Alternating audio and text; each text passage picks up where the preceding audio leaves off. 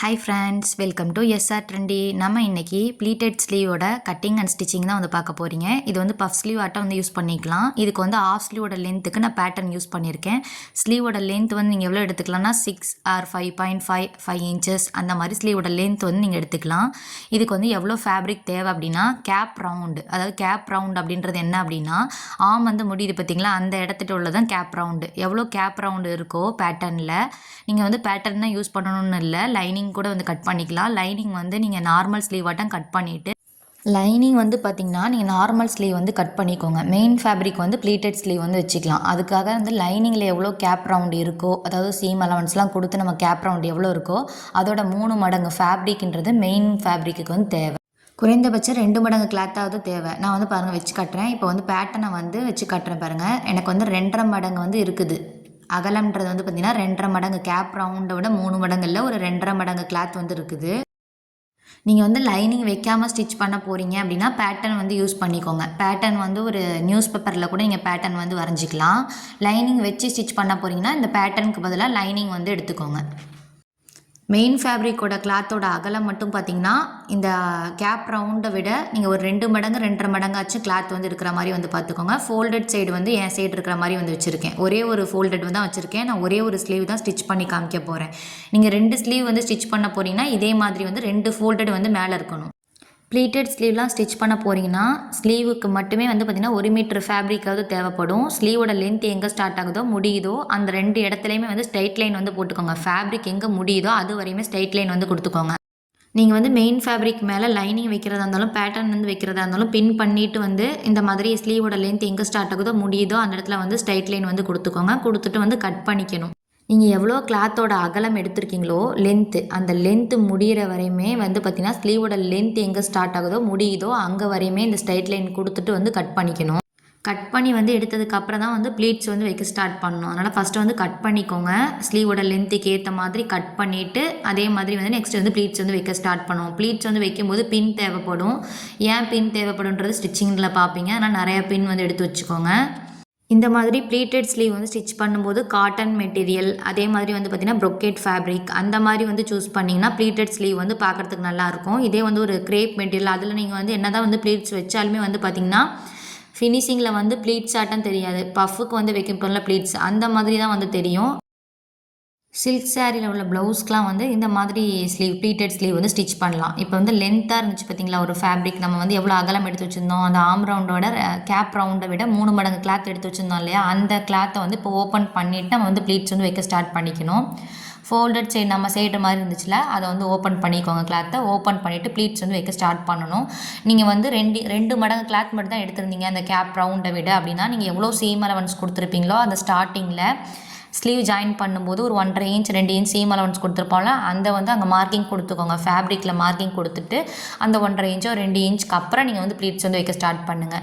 நீங்கள் 2.5 மடங்கு 3 மடங்கு கிளாத்லாம் எடுத்துருந்தீங்கன்னா ஸ்டார்டிங்கில் மட்டும் ஒரு 1/2 இன்ச் மட்டும் கேப் விட்டுட்டு அதுக்கப்புறம் ப்ளீட்ஸ் வந்து வச்சுக்கோங்க.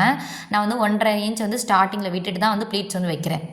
ப்ளீட்ஸ் வந்து வைக்கும்போது பாருங்கள், அதாவது நான் என் சைடு தான் வந்து ப்ளீட்ஸ் வந்து வச்சுட்டு போகிறேன். ப்ளீட்ஸ் வந்து வைக்கும்போது மிஷின் சைடு பார்த்து ப்ளீட்ஸ் வைக்கல, அதாவது நம்ம சைடு வந்து பார்த்து ப்ளீட்ஸ் வைக்கணும். ஒரு சைடு ப்ளீட்ஸ் வைக்கும்போதே இன்னொரு சைடும் கரெக்டாக அதை அலைன் பண்ணி பின் பண்ணிக்கோங்க. ப்ளீட்ஸ் வந்து எந்த சைடு பார்த்து வைக்கிறீங்களோ, அதாவது இப்போ வந்து மிஷின் சைடு வந்து பார்த்து வைக்கக்கூடாது, நம்ம சைடு வந்து ப்ளீட்ஸ் வந்து பார்த்து வைக்கணும். நம்ம சைடு வந்து ப்ளீட்ஸ் வந்து பார்த்து வைக்கிறோம்னா நமக்கு ஆப்போசிட் சைடும் ப்ளீட்ஸும் வந்து அதே மாதிரி நம்ம சைடு தான் வந்து பார்த்து ப்ளீட்ஸ் இருக்கணும். அதனால் கரெக்டாக ஒரு சைடு ப்ளீட்ஸ் வந்து எடுத்து வைக்கும்போதே எந்த லெவலுக்கு ப்ளீட்ஸ் வைக்கிறீங்களோ அதே லெவலுக்கு இன்னொரு சைடு கரெக்டாக எடுத்து வச்சு பின் பண்ணிக்கோங்க. ப்ளீட்ஸோட லெவல் வந்து பார்த்திங்கன்னா 1/2 இன்ச் 1 இன்ச்சுக்கு மேலே அந்த ப்ளீட்ஸ் வந்து வைக்க வேணாம். 1/2 இன்ச்லேருந்து 3/4 இன்ச் 1 இன்ச்சுக்கு மேலே அந்த ப்ளீட்ஸ் வந்து எடுத்து வைக்கிறீங்க பார்த்திங்களா, நம்ம சைடு வந்து எடுத்து வைக்கிற ப்ளீட்ஸ் வந்து அதுக்கு மேலே 1 இன்ச்சுக்கு மேலே வந்து இருக்க வேணாம். ஏன்னா ப்ளீட்டட் ஸ்லீவ்ன்றது 1/2 இன்ச் அந்த மாதிரி இருந்தால் தான் பார்க்க அழகாக இருக்கும். ஒரு 1/2 இன்ச் 3/4 இன்ச் அந்த லெவலுக்கே வந்து ப்ளீட்ஸ் வந்து எடுத்து வைங்க. அதே லெவலுக்கே கீழே வந்து கரெக்டாக அந்த லெவல் ப்ளீட்ஸ் எடுத்து வச்சு பின் பண்ணிக்கோங்க. இந்த மாதிரி வந்து நம்ம எவ்வளோ வந்து கிளாத் எடுத்துருந்தோமோ அந்த கிளாத் ஃபுல்லாகவே வந்து ஒரு சைடு நான் வந்து நம்மளை பார்த்து ப்ளீட்ஸ் வைக்கணும், நெக்ஸ்ட் சைடும் அதே மாதிரி எடுத்து வச்சு பின் பண்ணி அந்த கிளாத் முடிகிற வரையுமே சேம் ப்ரொசீஜரில் ப்ளீட்ஸ் வந்து வச்சு நெக்ஸ்ட் சைடு பின் பண்ணிக்கோங்க.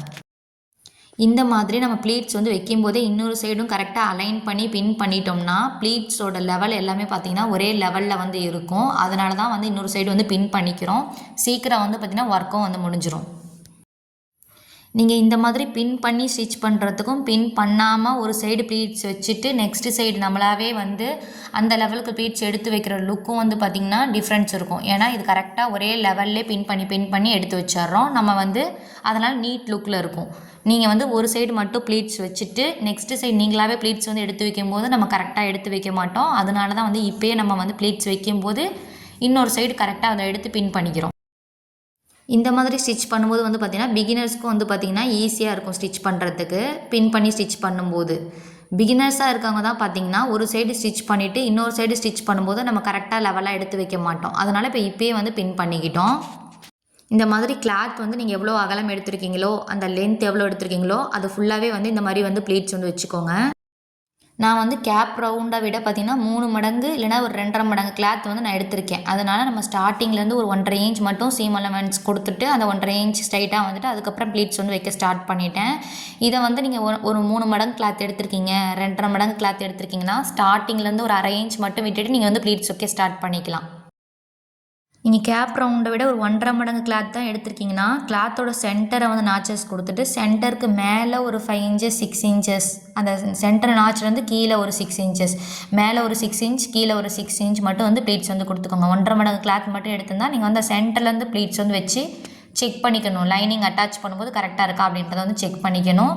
நம்ம ஒரு சைடு வந்து ப்ளீட்ஸ் வைக்கும்போது ஸ்டிச்சஸ் கொடுத்துருந்தோம் இல்லையா, நெக்ஸ்ட் சைடு வந்து பின் மட்டும் தான் பண்ணியிருந்தோம். இப்போ அந்த பின்னுக்கு மேலே வந்து ஸ்டிச் வந்து கொடுக்க போகிறேன். நான் வந்து பின்னை வந்து ரிமூவ் பண்ணாமல் அப்படியே வந்து மேலே ஸ்டிச்சிங் கொடுத்துக்கிறேன். நீங்கள் நார்மல் மிஷின் வந்து யூஸ் பண்ணுறீங்க அப்படின்னா நீடில் வந்து பிரேக் ஆகிறதுக்கு சான்ஸ் இருக்குது. அதனால் நீங்கள் என்ன பண்ணிக்கணும்னா ஸ்டிச்சஸ் வரும்போது கரெக்டாக அந்த பின்னை வந்து ரிமூவ் பண்ணிக்கோங்க. அதனால தான் வந்து பின் பண்ணிவிட்டு ஸ்டிச்சஸ் கொடுத்திங்கன்னா நீட்டாக வந்து இருக்குன்றனால தான் நான் வந்து ஒரு டைம் ப்ளீட்ஸ் கொடுக்கும்போதே கரெக்டாக அதே லெவல் அரேஞ்ச் பண்ணி இன்னொரு சைடு வந்து பின் கொடுத்துருந்தேன். இப்போ நான் வந்து பின்னை ரிமூவ் பண்ணாமல் அப்படியே அது மேலே வந்து ஸ்டிச்சஸ் கொடுத்துக்கிறேன். நீங்கள் வந்து பின்னை வந்து ரிமூவ் பண்ணணும். அந்த கரெக்டாக ஸ்டிச்சஸ் வரும்போது அந்த பின்னை வந்து ரிமூவ் பண்ணிக்கோங்க. இப்போ வந்து ஸ்டிச்சஸ் வந்து கொடுத்துட்டோம். கிளாத்தோட ராங் சைடு வந்து டேன் பண்ணிக்கோங்க. மெயின் ஃபேப்ரிக்கோட ராங் சைடு வந்து எடுத்துக்கோங்க. இப்போ வந்து நான் பேட்டர்ன் வச்சு ஸ்டிச் பண்ண போகிறேன். நீங்கள் வந்து லைனிங் வச்சு அட்டாச் பண்ண போகிறீங்களா, லைனிங் எடுத்துக்கோங்க. ராங் சைடுக்கு மேலே வந்து லைனிங் வந்து வச்சு அட்டாச் பண்ணிக்கோங்க.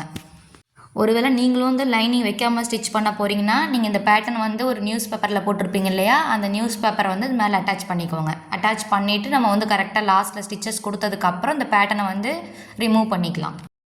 நீங்கள் லைனிங் வைக்காமல் ஸ்டிச்சிங் பண்ண போகிறீங்கன்னா மட்டும் நியூஸ் பேப்பர் வச்சு ஸ்டிச்சிங் கொடுங்க. இல்லை நீங்கள் வந்து லைனிங் அட்டாச் பண்ணணும்னா இந்த ராங் சைடுக்கு மேலே லைனிங் வச்சு ஸ்டிச்சிங் கொடுத்துக்கோங்க. ஸ்டிச் பண்ணும்போது நீங்கள் வந்து நியூஸ் பேப்பர் மேலே வந்து ஸ்டிச்சிங் கொடுக்குறீங்க அப்படின்னா ஸ்டிச்சோட சைஸ் வந்து லாங் ஸ்டிச் வந்து கொடுக்கக்கூடாது. நார்மலாக எப்பயும் ஸ்டிச்சோட சைஸ் 2.5 3 இன்ச்சஸ் வைப்போம் இல்லையா, அதே மாதிரி அந்த ஸ்டிச்சஸோட சைஸ் வந்து பார்த்திங்கன்னா நம்ம நார்மலான ஸ்டிச்சஸ் ட்ரெஸ்லாம் பண்ணும்போது என்ன மாதிரி ஸ்டிச்சஸோட சைஸ் கொடுப்போமோ அதே சேம் சைஸில் தான் வந்து ஸ்டிச்சிங் கொடுக்கணும். லாங் ஸ்டிச் வந்து கொடுத்துடக்கூடாது.